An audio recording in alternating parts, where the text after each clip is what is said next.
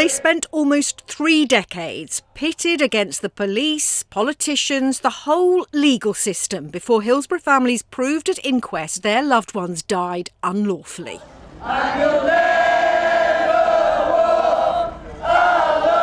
In the 7 years since, they've called for law changes so other relatives don't face the fight they did for truth. Deputy Prime Minister Dominic Raab.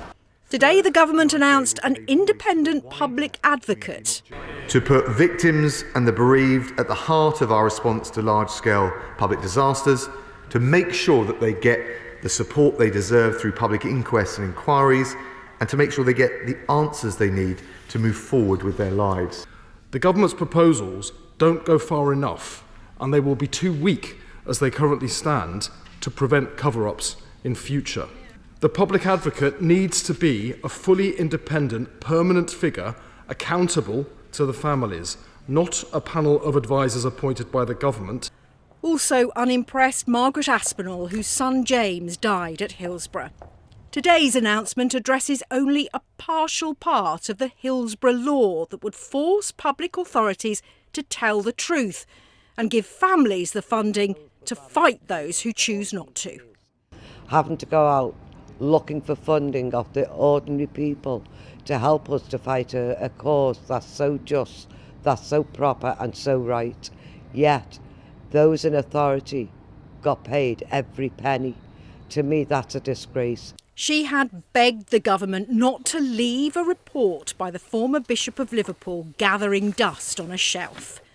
6 years on, the Right Reverend James Jones is still waiting to find out what the government's going to do to help relatives. I welcome the creation of an independent public advocate because I think it's the first step in the right direction.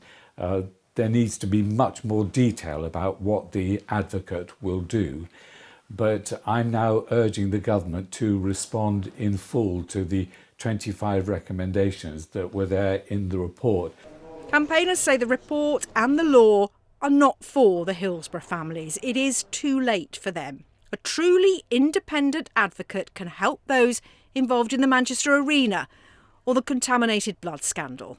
To shine the light of transparency on what public authorities have been up to in the wake of a disaster, thus to torpedo cover-ups. And that is the difference. And so I think he needs to strengthen his proposals on the basis of what I understand so far. So the fight still goes on? It does. It does. And it's not going to end anytime soon. Sadly, on past evidence, that is very much the truth.